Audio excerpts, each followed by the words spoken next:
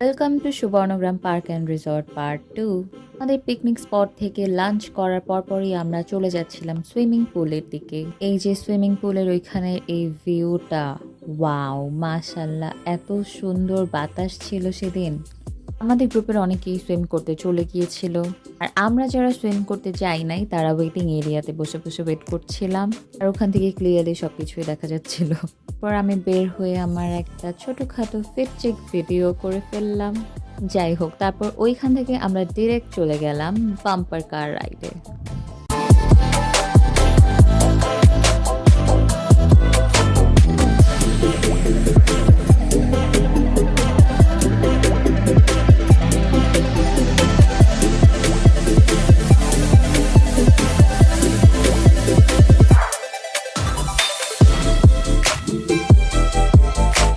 Bumper কারটা আসলেই অনেক মজা ছিল। তারপর আমাদের মধ্যে অনেকজন এই রাইডটাতেও চড়েছিল, যদিও আমি চড়ি নাই।